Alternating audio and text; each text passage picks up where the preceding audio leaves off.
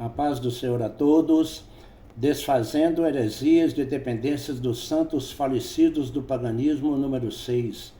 Para visualizar o estudo completo, clicar na foto menor à esquerda e acima do meu history no Facebook.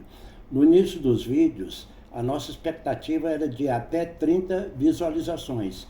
E para nossa surpresa e muita alegria, há estudo que já passou de 250 e agradecemos a todos. 1 Coríntios 2,14. As coisas espirituais se discernem espiritualmente. Há duas forças espirituais que podem determinar substancialmente em nossas vidas. Deus é o Criador e sustentador de todas as coisas. Nós dependemos de Deus em todos os itens da nossa vida.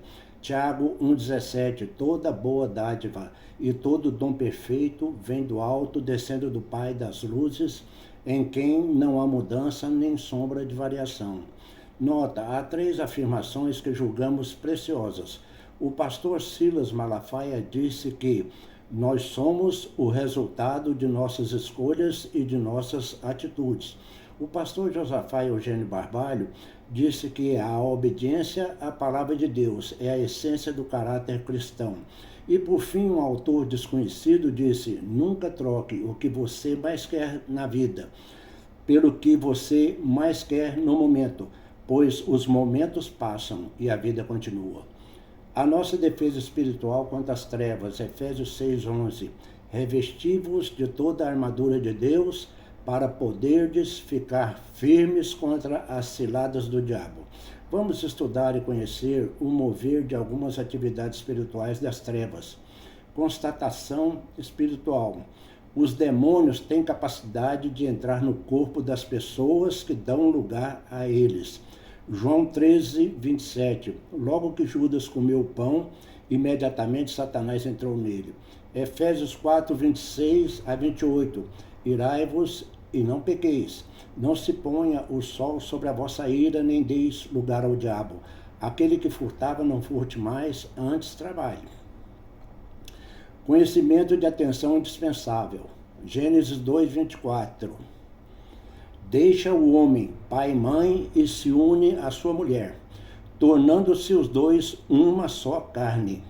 Nota, nas relações sexuais, 2 pessoas se tornam uma só carne.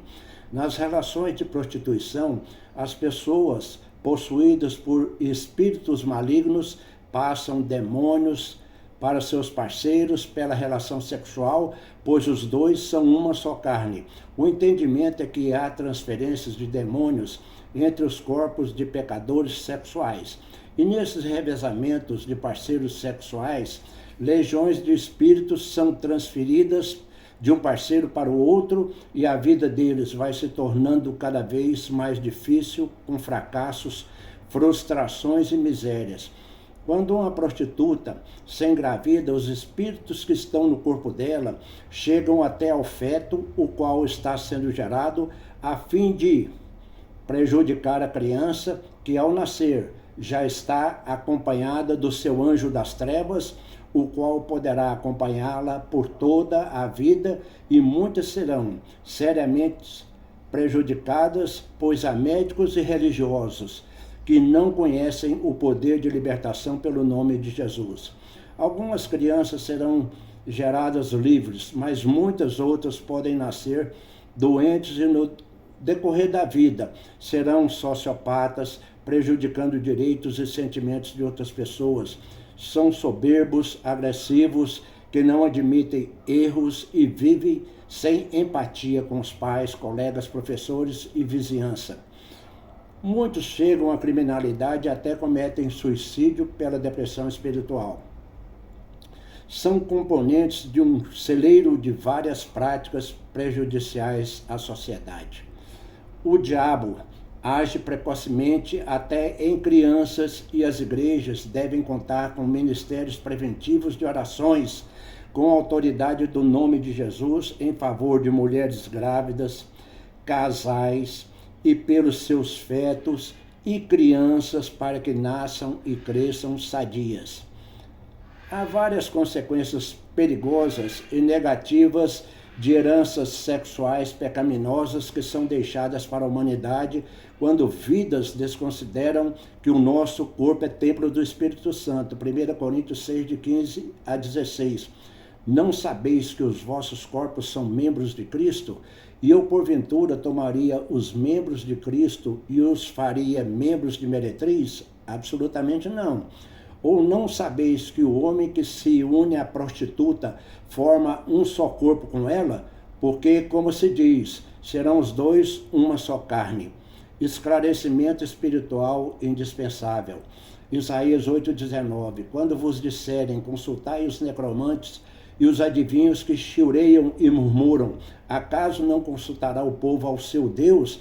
A favor dos vivos se consultarão os mortos? Oséias 4,12. O meu povo consulta o seu ídolo de madeira, e uma vara lhe responde. Um espírito de prostituição o leva a desviar-se, eles deixam o seu Deus para se prostituir.